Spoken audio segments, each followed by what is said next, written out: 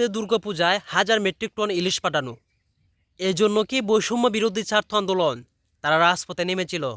এজন্য কি হাজারো মায়ের বুক খালি হয়েছিল?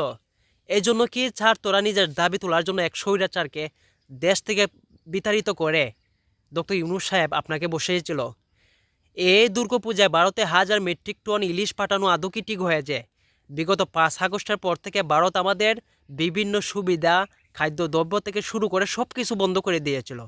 সেই জায়গায় ছাত্রদের রক্তের উপরে দিয়ে আমাদের প্রধান উপদেষ্টা ডক্টর ইউনূস সাহেব ভারতে হাজার মেট্রিক টন ইলিশ পাঠানো, আবার সেই জায়গায় বাংলাদেশের প্রধান উপদেষ্টা, বাংলাদেশের প্রধানমন্ত্রী ডক্টর ইউনূস সাহেবকে ভারতের কলকাতা বিভিন্ন দুর্গাপূজায় মুর্শিদাবাদে সেই জায়গায় ডক্টর ইউনূস সাহেবের মূর্তি বানিয়ে সেই জায়গায় পায়ের নিচে রেখে কী বোঝাতে চাচ্ছে তারা? আপনারা বলেন। আমরা আমাদের জায়গা থেকে বেরিয়ে আসতে হলে ভারতের গোলামি ছাড়তে হবে।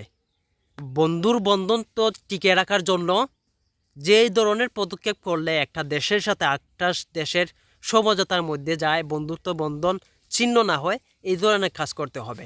সেই জায়গায় ভারতে বাংলাদেশের প্রধান উপদেষ্টাকে নিয়ে এই ধরনের কুমন্তব্য বিগত 4 আগস্টের পর থেকে তারা এই ধরনের মন্তব্য করে যাচ্ছে এবং বৈষম্য বিরোধী ছাত্র আন্দোলন তারা এই ধরনের দৃশ্য কিন্তু দেখার জন্য বসে নাই।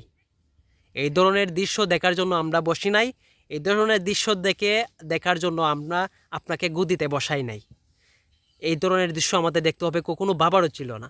এখন কথা হচ্ছে এই দৃশ্যটা আমাদের দেখার জন্য হতাশাজনক, লজ্জাজনক, ঘৃণাজনক। একজন দেশের একজন প্রেসিডেন্ট, একজন উপদেষ্টাকে কিভাবে এই দুর্গাপূজায় এই হিন্দুরা কিভাবে এই ধরনের পূজার মধ্যে তাদেরকে অবমাননা করতে পারে? সেই জায়গায় ডক্টর ইউনূস সাহেবকে অশুভ দেবতা, মহিষাসুর বানানো হয়েছে।